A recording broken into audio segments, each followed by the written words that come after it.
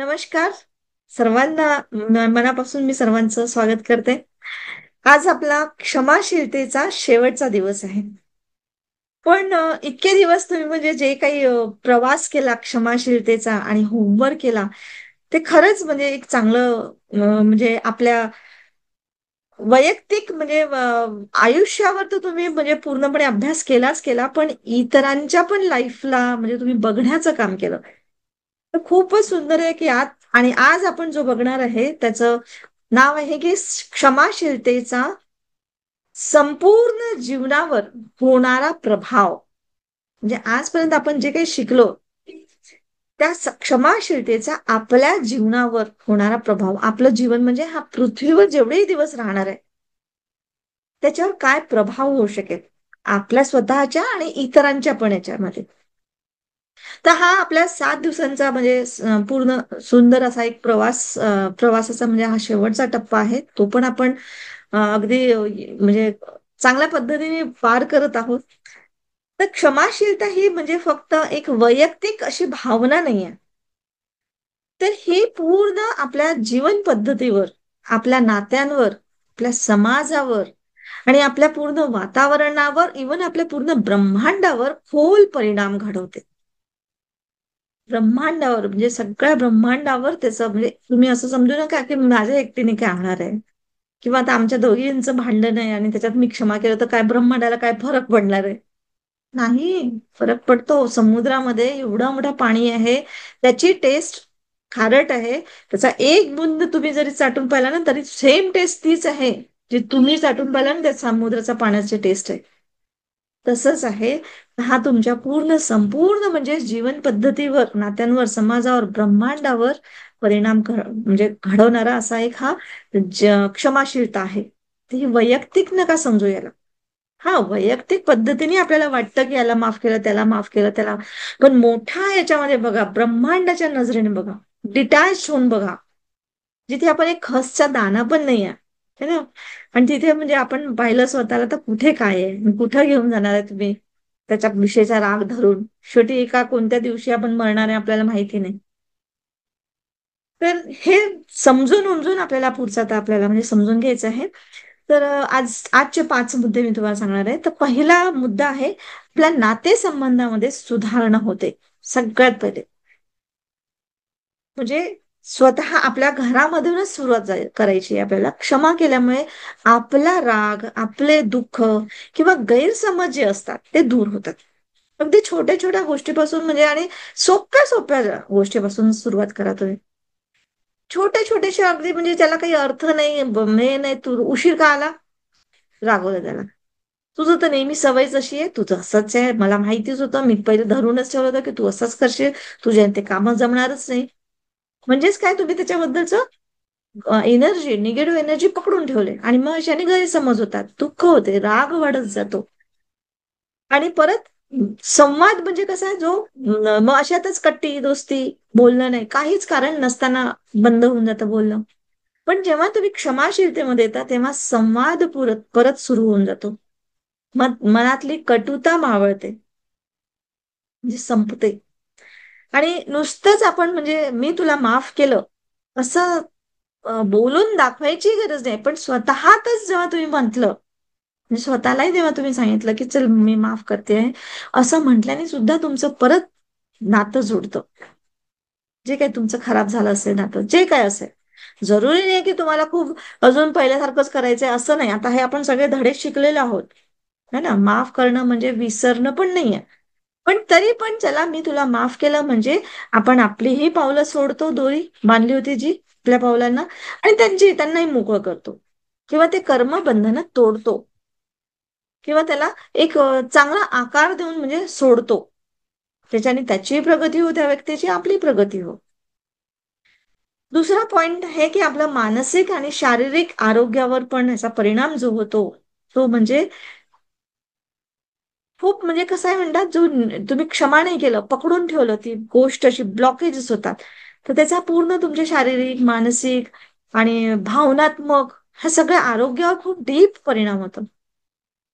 तर क्षमा ही फक्त मनाची गोष्ट नाहीये, तर ती शरीराला पण खूप काही देते. मी तुम्हाला सांगितलं की जसं कोळसा, तुम्ही जळता कोळसा हातावर ठेवला की बाहेरून तुम्हाला जळताना दिसेल, पण आतमध्ये जे तुम्हाला राग, द्वेष, लोभ, जे काही गोष्टी आहेत, निगेटिव्ह गोष्टी आहेत, ते आतमधून कसं जाळताय आणि कशा तुमच्या पेशी डॅमेज करते तुम्हाला असं जाणवत नाही, पण ते तुम्हाला हळूहळू जसजसं रोग होतो किंवा जे काही होतं त्याच्यामुळे तुम्हाला मग जाणवतं. रोग होणं म्हणजे काय? त्या पेशी तेवढ्या डॅमेज होणं. आणि त्या डॅमेज होण्याचं कारण काय? तर आपले गुणधर्म असतात जे काही आपण हे करत असतो. तर क्षमा म्हणजे खूप सुंदर एक मलम आहे, औषध आहे, ती लावा.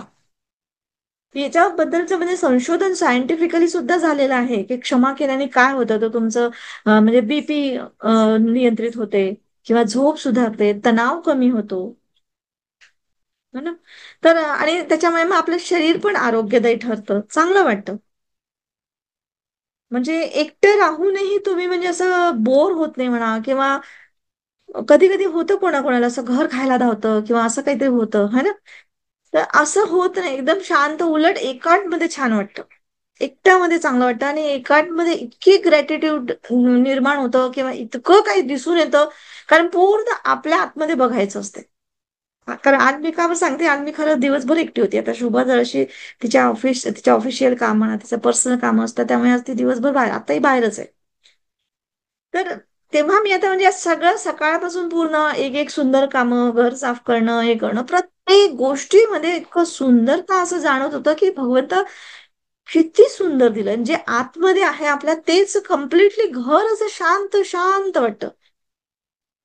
तर हे सगळं आणि याच्यामुळे आपल्या शरीराला आरोग्यदायी वाटतं आणि आरोग्यदायी ठरतं म्हणजे ते.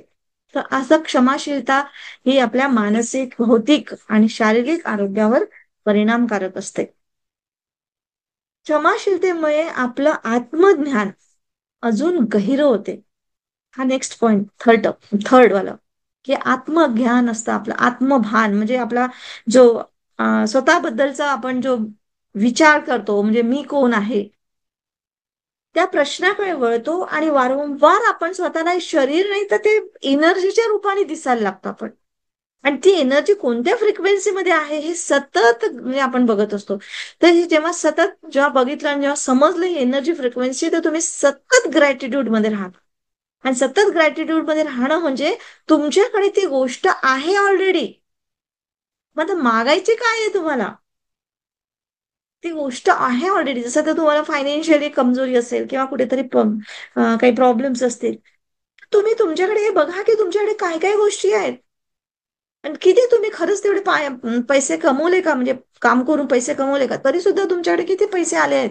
आणि किती ऑलरेडी पैसा म्हणजे फक्त नोटा नाही आहेत. तर पैसा म्हणजे वस्तू, त्या वस्तू आपण एकही वस्तू फुकट नाही आणलेलं आहे. इव्हन पंखा लावला तर आपल्याला फुकट नाही, पाणी पिलं तर फुकट मिळत नाही, अंथरायला पांघरायला सुद्धा आपण फुकट नाही पांघरत, पैसा पांघरतोय. तर त्या पद्धतीने जेव्हा पाहिलं तर ते आत्मज्ञान, आत्मभान, म्हणजे ध्यान तर मिळतच, पण भानावर येतो आपण. आतूनच समजायला लागतं ना, एवढं ग्रॅटिट्यूड होतं. ग्रॅटिट्यूड येणं म्हणजे प्रेझेंट क्षणाला जगणं. आणि ह्या वर्तमान काळाला जगणं म्हणजेच खरं जगणं आहे. आणि ज्यावेळेस तुम्हाला चिंतन आलं, चिंता आली, चिंतन नाही, चिंता आली, किंवा भीती वाटली, किंवा राग आला, किंवा रडू आलं, किंवा वाईट वाटलं, समजून जा तुम्ही एक तर पास्ट मध्ये आहे, नाही तर फ्युचर मध्ये आहे. वर्तमान क्षणामध्ये तुम्हाला एखाद्याच वेळेस राग येतो, राग आला तर म्हणजे कसं की जस्ट आता समोर घडलं आणि तुम्हाला त्या क्षणामध्ये राग आला. दुसऱ्या क्षणामध्ये जसं तुम्ही समजून समजे फायनल करायचं आणि तिथून निघून जायचं. केला तो फास्ट क्षण झाला. म्हणजे इतक्या फास्ट आपल्याला बदलायचं असते.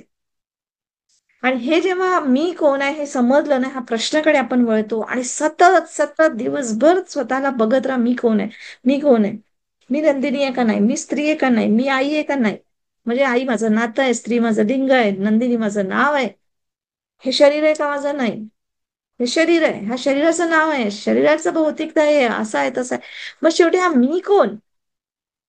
मी म्हणजे एनर्जी आहे. हे सतत लक्षात ठेवा. आणि ह्या एनर्जीला अवभाव काही नसतात. ह्या एनर्जीचे गुणधर्म पाचच गुणधर्म आहे जे आपण पहिले शिकलेलो आहे.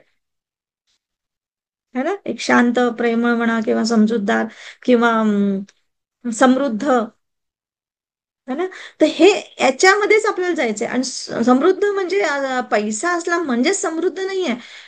आज पोटभर खाल्लं, आज आपण राहिलो आणि आज आपण खुशीत आहे. आपल्या आजूबाजूला लोक आहेत, अजून काही कोसळलेलं नाहीये, काही नाहीये. बस समृद्धी आहे आपल्या हातामध्ये. हे जेव्हा आपण समजलं, तर तेव्हा आपण स्वतः एक म्हणजे शांत किंवा समजूतदार किंवा प्रेमळ व्यक्ती म्हणून स्वतःलाच अनुभवतो आपण. स्वतःलाच माहिती असतं की आपण किती प्रेमळ आहोत किंवा किती समजदारीने आपण वागतोय. कोणाच्या मनाची वाटी पण बघायची आपल्याला. तुम्ही पहिले स्वतःला समजून घ्या. तुम्ही स्वतःला शांत समजलं ना, तर लोक आपोआपच म्हणतील की तुम्ही किती शांत झालेत म्हणून. तुम्हाला एक्सेप्टेशन नका करू की माझा नवरा म्हणेल की बाई तू तर आज खूपच शांत झाली, तू तर खूपच समजदार. काही गरजच नाहीये त्यांनी बोलायची. तुम्ही स्वतःलाच पहिले स्वतःचा चिखल काढून टाका. तो राग, लोभ, द्वेष, कोणी आपली तारीफ करतील, कोणी आपल्याला शाबाशी देतील, काही गरजच नाही. स्वतःला शाबाशी द्या, स्वतःला खेचा आजचा दिवस तू. आणि स्वतःला रोज म्हणजे हे करत जायचं. म्हणजे जे होमवर्क सांगते ना, रिपीट करा बरं. तुम्ही होमवर्क जर केलं नसेल ना, तर सगळ्यांनी करा. सगळ्यांना फरक पडला पाहिजे. मी सांगून ठेवते. ठीक आहे. तर अशा पद्धतीने आपण म्हणजे आपलं आत्मभान आहे ते अधिक गहिरं होतं, म्हणजे डीप मध्ये जातो. आणि जसं जसं आपलं आत्मभान वाढलं ना, तर आपला आत्मविश्वास पण वाढतो, डबल होत जातो. म्हणजे कंपाऊंडिंग इफेक्ट म्हणतो ना तसं. जितकं तुम्ही स्वतःबद्दल आत्मभान ठेवलं, तेवढं तुमचं कंपाऊंडिंग आत्मविश्वासासाठी होतं. कारण तुम्ही जे वागता, तुम्ही जे समजलं, ते इतकं साधं सोपं पण नाही ना. आणि त्या गोष्टीला तुम्ही पार करताय, तर मग काय गोष्ट. हं? नंतर चौथा पॉइंट आहे की आध्यात्मिकता म्हणजे आध्यात्मिक उन्नतीला चालना मिळते. म्हणजे उन्नती होते, पुढे जाता तुम्ही. आणि आध्यात्मिक स्टडीसाठीच आपण ह्या धर्तीवर जन्माला आलेलो आहोत. तिथे काय लग्न करायला, बच्चे पैदा करायला आणि पैसे कमवायला आणि लोक काय म्हणतील याचा विचार करायला नाही. हे नंतर आहे, हे आपोआप नंतर घडत जातं.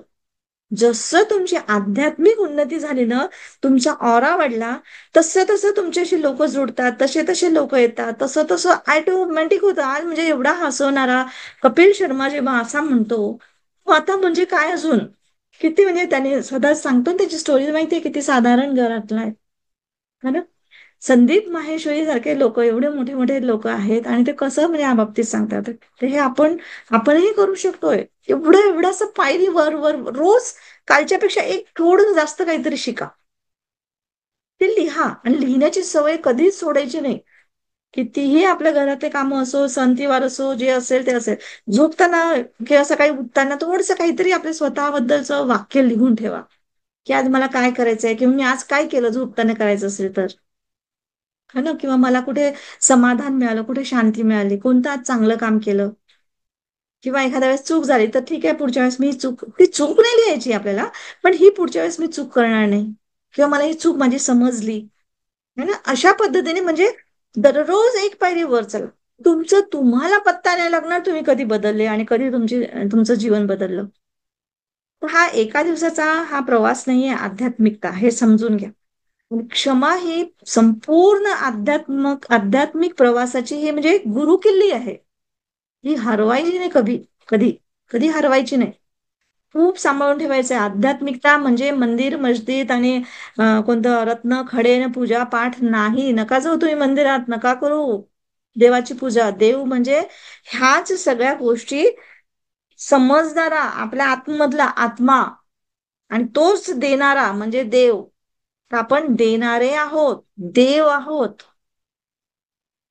त्या मागायची तर गरज नाहीये. आता तुम्हाला काय देता येईल की जेणेकरून दुसऱ्यांच्या आयुष्यामध्ये शांत सुख राहील, त्याच भावनामध्ये करा. तुमचा कितीही शत्रू असो, नका बोलू वाटल्यास. आता याच्या सगळ्या आधीचे प्रकरण तुम्हाला मी सांगितलेलं आहे की विसरायचं नाहीये. कोणी तुम्हाला धोका दिला तर ते आठवण ठेवायचंय, पण मनात हे नाही ठेवायचं, चिखल नाही ठेवायचंय. तुम्ही आपलं हे राहायचं, म्हणजे काय म्हणतात, पॉवरफुल राहायचं. इथून ही शिकवण घेतली बाबा, ही शिकवण घेऊन पुढे जायचंय. शहाणं बनण्यासाठी तुमच्यासोबत घटना घडते, पण क्षमा करणं म्हणजे संपूर्ण आध्यात्मिक प्रवासाची गुरुकिल्ली असते. आता सर्व संत, गुरु किंवा आध्यात्मिक जे काही महात्मे लोक आहेत, ते सर्व म्हणजे क्षमेनेच म्हणजे त्यांनी जे काही सांगितलं ते क्षमेचंच महत्व सांगितलेलं आहे. आणि म्हणजे आणि त्यांनी म्हणजे मेन हे सांगितलेलं आहे की म्हणजे कसं आहे, क्षमेने तुम्हाला शांती लाभते. दुसऱ्यांना काही मिळो नाही तर नको मिळो, त्याचं भलं होऊ नाही तर नको, माहिती नाही, पण तुम्हाला शांती लागते. शांती म्हणजे आतमध्ये जसं एखादा जळलं तर आपण बर्फ लावतो ना, असं बर्फ असतो, तसंच एखादा काही जळलं तर क्षमेचा बर्फ आतून लावला तर ते फील करा, ते म्हणजे असं आतून, जसं अगदी मेडिटेशनच्या वेळेस खरंच मी बर्फ घासते, जी काय आग होते मला आतमध्ये, राग येतो, आग म्हणजे राग येतो. तर अशा पद्धतीने क्षमेने शांती पसरवायची आहे. आपल्या स्वतःमध्ये पसरली की बाहेर आपोआपच पसरायचं आहे. तुम्ही असं समजू नका की एवढा मोठा देश आहे, एवढे मोठे लोक आहे, त्याच्यामध्ये मी काय करणार आहे. एका पॉइंटनी पण शांती हळूहळू हळू वाढते. आणि शेवटचा पॉइंट आहे पाचवा, की क्षमा ही सामाजिक परिवर्तनाची सुरुवात आहे. जे मी आता तुम्हाला एक सांगते, की समजू नका की मी एकटी क्षमा केली तर काय फरक पडेल. पण ही सामाजिक परिवर्तनाची सुरुवात होते, ती माझ्यापासून झाली तर काय होतं, किती सुंदर वाटेल. आता आज मी तुमच्याशी जे बोलते आहे ते मला कितीतरी वर्ष लागले शोधता शोधता, करता करता, किंवा माझ्या म्हणजे आणता आणता. आणि आज मी तुमच्यासोबत शेअर करते. आज आपण किती 25 म्हणजे काही लोक आपण आहोत, किंवा आपल्या ग्रुपमध्ये तर बरेच 200 वगैरेच्या जवळ आहेत. त्याच्यातून नंतर व्हिडिओ बघत असतील लोक, अभ्यास करत असतील, किती लोकांना काही गोष्टी मिळाल्या असतील. आणि तुम्हीच तुमच्याच नाही, बाहेर तर कमीत कमी तुमच्या परिवारामध्ये सुद्धा बोलले नाही, काही तर आपल्या मुलांवर तसे संस्कार टाकले. असं करता करता किती मोठे सामाजिक परिवर्तन होऊ शकते, की आपल्याला पताही लागणार नाही. जसं म्हणजे कपिल शर्माने त्या प्रोग्राम मध्ये सांगितलं की मी तर एवढंच म्हटलं होतं की बस 2 महिने हा प्रोग्राम झाला, याच्यातून पैसे आपण असं करू तसं करू. किती छोटस सोच होती, किती म्हणजे हे होतं. पण आज कुठच्या कुठे म्हणजे देश विदेशामध्ये त्याचं म्हणजे सगळं प्रोग्राम आहे, नंबर 1 वर आहे. हे कधी विचारही नाही केला होता की एक एवढासा गरीब घराण्यातला हा मुलगा एवढ्या लोकांना हसवेल. आज तो तोंडातून शब्दही काढले तरी लोक हसतात. म्हणजे त्याला भेटणारे लोक तर कधी रडणारे पाहिलेच नाही आपण. तर कशी कशी क्रांती सुरू होईल, कशी परिवर्तनाची सुरुवात होईल, पत्ता नाही लागत आहे. तर एक व्यक्ती जेव्हा माफ करते तेव्हा ती प्रेम पेरते, बीज लावते, हे लक्षात ठेवा. म्हणजे एक व्यक्ती जेव्हा कोणाला क्षमा करते तेव्हा ती त्या क्षमेचं बीज पेरते आहे, आणि ते किती मोठं होईल माहिती नाही.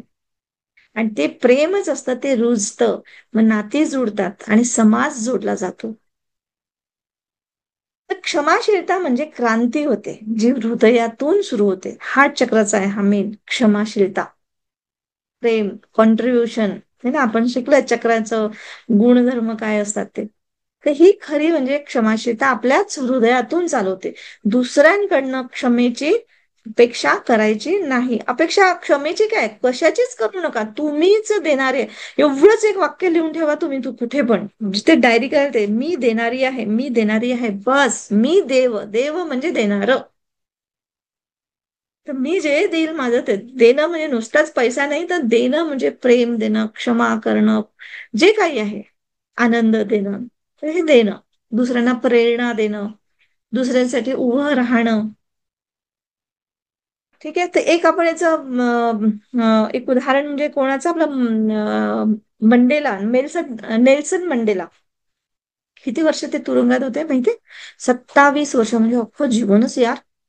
27 वर्षामध्ये म्हणजे सारं तरुणपण, सारं म्हणजे जो मेन समज असते ते सगळं दिवस त्यांनी तुरुंगामध्ये घालवले. आणि त्या दिवशीच मी कशात ते पाहिलं त्यांचं, म्हणजे म्हणून मला आठवलं.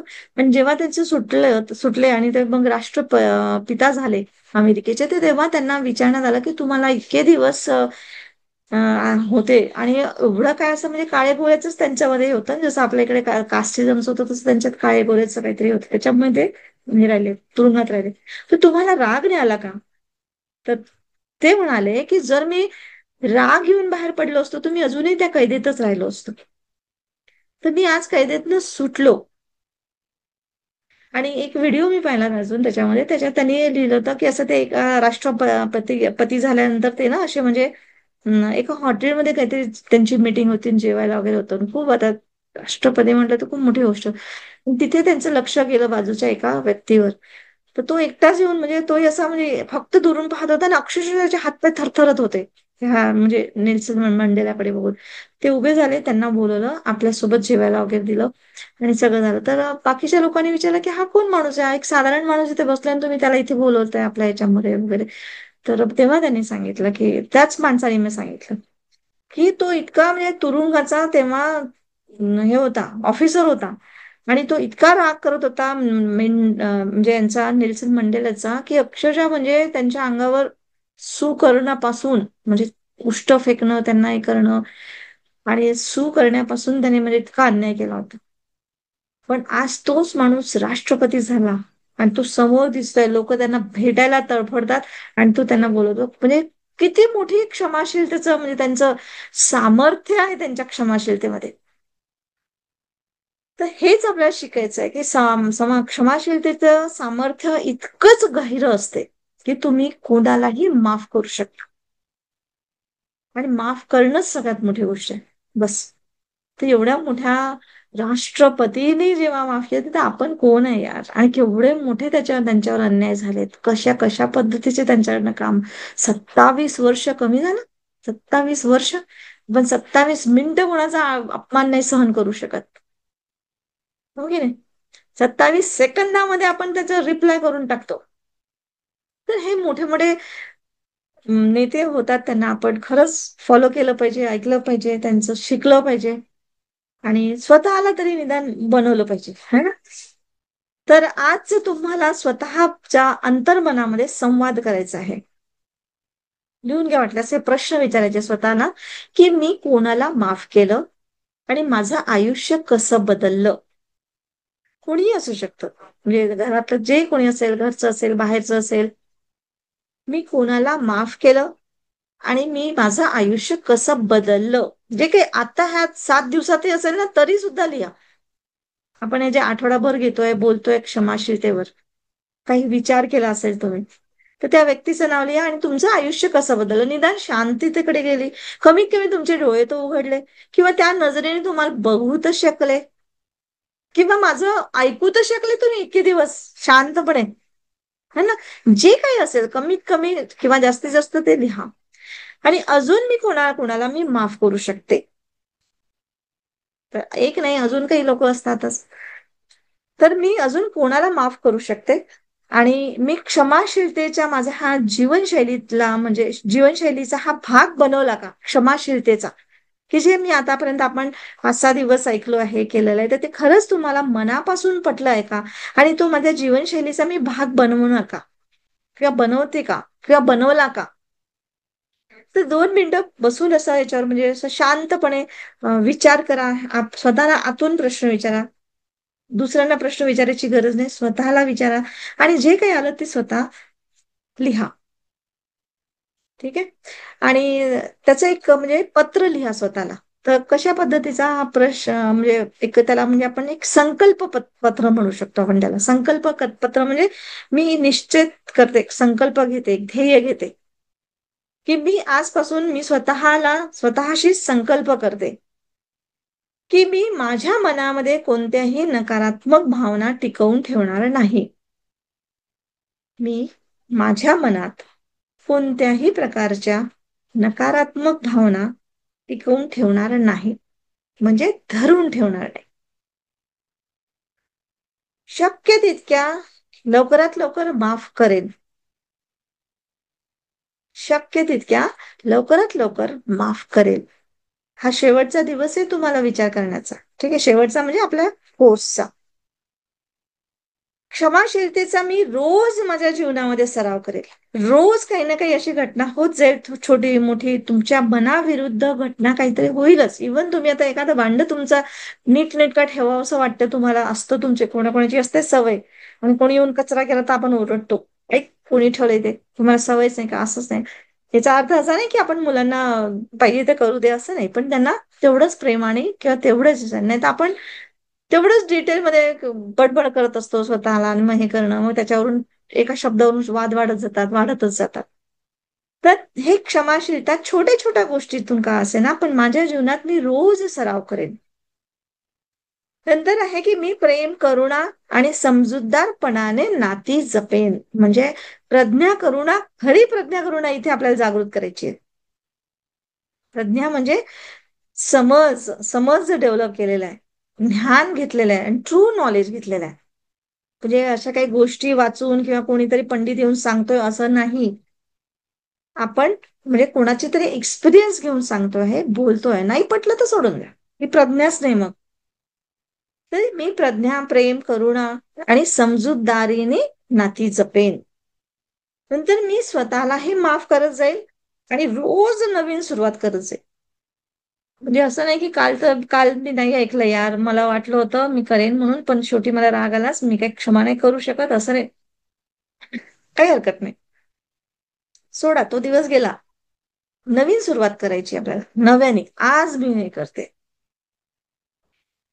ठीक आहे. आणि खाली आपली स्वाक्षरी करायची, सही करायची आणि तारीख लिहायची आजची. ज्या दिवशी तुम्ही पत्र लिहाल स्वतःला, त्याची तारीख लिहायची. आणि हे तुमच्या डायरीमध्ये जपून ठेवा. त्याच्यात अजून मग पुढे पुढे जसे काही अजून ऍड करावं वाटेल तर ऍड करत चला. कधी कधी आपल्याला काही लिहायला सुचत नाही, नंतर सुचतं. मग काहीतरी काम करता करता सुचलं की नाही नाही, मला हे करायचं आहे, तर मग लिहा. पण लिहायची सवय करा. तुम्हाला वाटेल ना, तर मी तुम्हाला एक ती लेखन पद्धतची पण खूप सुंदर आहे. तो तो मला वाटते माझा कोर्स मी केलेलाच आहे कदाचित. हो. तर तो देईल, नाही तर आपण असा म्हणजे असा पण चालू करू की लिहिण्याने काय होतं. म्हणजे तुम्हाला इतकी लिहायची सवय करावी लागेल. तर अशा पद्धतीने स्वतःला पत्र लिहा. एक संकल्प पत्र म्हणून आहे, त्याला म्हणते मी. तसं तुम्हाला नोट्स म्हणजे याच्यामध्ये मी लिहूनच पाठवेल, प्रश्न वगैरे सगळ्यांना. ठीक आहे. आणि आजचा विचार म्हणजे हा आहे की क्षमाशीलता ही केवळ दुसऱ्यांना माफ करणं नाही, तर स्वतःलाही मुक्त करणं आहे. क्षमाशीलता ही केवळ दुसऱ्यांना माफ करणं नाही आहे, तर स्वतःलाही मुक्त करणं आहे. ऍक्च्युली माहितीये का, म्हणजे हे असं असते, क्षमा करणं म्हणजे दुसऱ्यांना, तो व्यक्ती आपल्याला ती अपॉर्च्युनिटी देतो. क्षमा करण्यानंतर तुम्हाला कसं फील होते, कारण ही पण एक भावना आहे ना. क्षमाशीलता म्हणजे भावनेच्या याच्याने पाहिलं तर भावना आहे. तर ही पण भावना पण आपल्या निघाल्या पाहिजे. आपल्या याच्यामध्ये मी तुम्हाला आधीपासून सांगते की सगळ्या भावना कोणत्याच वाईट नाही. तुमचा इंटेन्शन काय त्या भावनांच्या मागे, तो तेव्हा भावना चांगली वाईट बनते. इव्हन राग, लोभ, क्रोध, मोह, माया, हे सुद्धा याला आपण वाईट नाही म्हटलेलं आहे. जर तुमचा निगेटिव्ह पद्धतीने गेला तर मग तो तुम्हाला जळवतो. पण तोच जर चांगल्या पद्धतीने म्हणजे पॉझिटिव्ह पद्धतीने तुम्ही व्यक्त केला तर तो तुम्हाला घडवतो. तर तसंच एक क्षमाशीलता पण एक हे आहे की दुसऱ्यांना म्हणजे माफ करणं म्हणजे त्यांच्यावर आपण खूप मोठे उपकार केले नसतात. कोणाला माफ करणं म्हणजे तो उलट त्या व्यक्तीला, बघा हे वाक्य तुम्ही नीट समजून घ्या हा, की त्या व्यक्तीला तेवढं सगळं काही करावं लागलं, आपल्याला राग यायला आणि त्याच्यानंतर क्षमा करायला ते सगळं करावं लागलं, म्हणजे त्याचं जीवन किती झंड झालं पहिल्यांदा, हे लक्षात घ्या. त्यांनी किती निगेटिव्हिटीकडे वर्क केलेलं आहे. म्हणजे आपल्याला ती क्षमेची भावना निर्माण करणं, ते भावना काय म्हणतो आपण त्याला, म्हणजे भोगायला त्याला बळी पडावं लागलं. म्हणजे थोडासा विचार करून बघा असं त्या डायरेक्शनने, किंवा जे ब्रह्मांडाच्या डायरेक्शनने म्हणतो आपण. तर क्षमा करणं हे जास्त सोपं आहे. ठीक आहे. तर आपण सोप्या बाजूने जाऊया. समजलं. तर आता पूर्ण आपण जे काही आजचा 7वा दिवस, 6वा दिवस आहे. तर याच्यामध्ये आपण काय केलंय, स्वतःला पहिल्यांदा समजून घेतलं. नंतर राग, दुःख, भावना, ह्या भावनांचा म्हणजे सामना केला. जे काही भावना आहेत आपल्या याच्यामध्ये येतात, त्याच्यानंतर क्षमाशीलतेच्या मार्गावर हे आपलं पहिलं पाऊल आपण टाकतोय. आणि त्याच्यात म्हणजे आपण आता तयार कशासाठी होतोय, तर एक नवीन आणि मुक्त आणि असं काय म्हणतात त्याला, प्रेममय जीवन जगण्यासाठी आता आपण तयार होतो आहे. ठीक आहे. पण तुम्ही जर होमवर्क कराल तर, आणि हे होमवर्क कोणी तुमचं बघणार नाहीये, कारण हा जीवनाचा धडा असतो. जीवनाचा धडा आपल्यालाच शिकावं लागतं. आपणच कोच आहे त्याचे, आपणच विद्यार्थी आहोत आणि आपणच इन्स्पेक्टर आहे त्याचे चेक करणारे वगैरे जे काय असतील ते. त्यामुळे इथे काही कॉपी प्रकरण चालणार नाही आणि इथे काही टीचर प्रकार काही चालणार नाही, हे लक्षात घ्या. तर तुम्हाला जेवढं सुखमय आणि शांतमय जीवन जगायचं असेल तेवढं तुम्हाला होमवर्क करणं स्वतःचं जरुरी आहे. आणि नक्कीच आपला आजचा इथे हे प्रकरण संपत आहे आणि याचा फीडबॅक तर जरूर द्या तुम्ही आपल्या व्हॉट्सअपवर. Thank you very much. खूप खूप धन्यवाद. थँक्यू.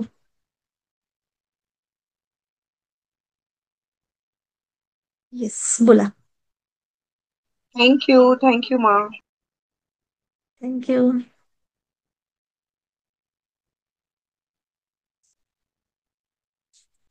काय समजलं, कोणाला बोलावंसं वाटतंय?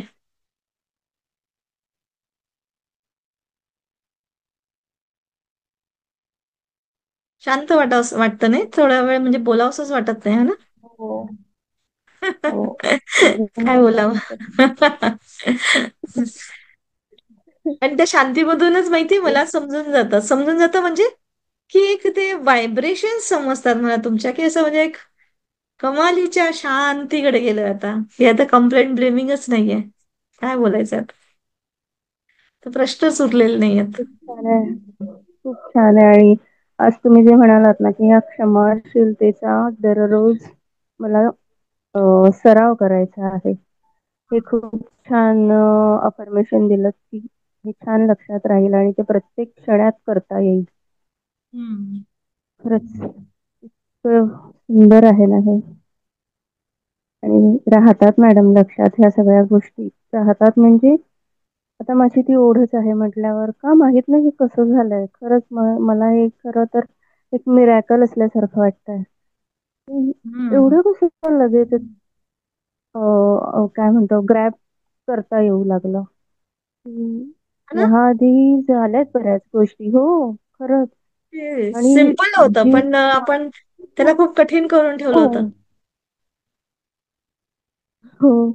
म्हणजे ती शांतता की माझं रिॲक्ट होणं वारंवार जे व्हायचं ना, कम्प्लिटली थांबलंय.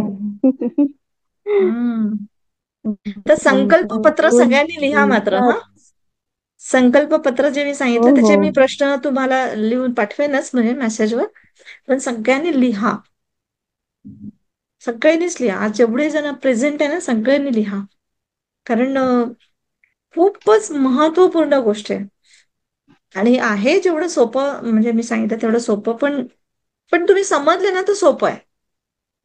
कारण मला पण काही कठीण इतकं काही विशेष गेलं नाही. समजल्याबरोबर तो पडदा फास्ट झाला आणि एकदम समोरचं दिसायला लागलं असं. तर त्यामुळे तुम्हाला फक्त ते हे समजने खरं आहे बघा. मॅडम. हा. तसंच झालं तुम्ही माझ्या लाईफमध्ये. हं. आणि हे बघा तुम्ही इथे आले ना, जे म्हणजे शेवटपर्यंत टिकले ते खरंच ते समज ज्यांना आहे ना तेच लोक टिकतात.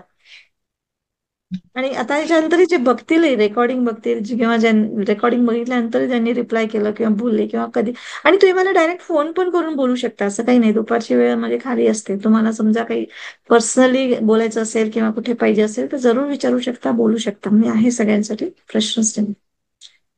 पण इथून आपल्याला ह्या चिखलातून निघायचं आहे एवढं मात्र स्वतःशी हे करा, प्रण घ्या, म्हणजे स्वतःशीच प्रण घ्या. ठीक आहे. पण माझे एकच प्रश्न निर्माण झालेला, पण आता असं वाटतं तो प्रश्न काढावा की नाही. की आम्ही रेकॉर्डिंग थांबवून प्रॅक्टिकल घेऊ. असणं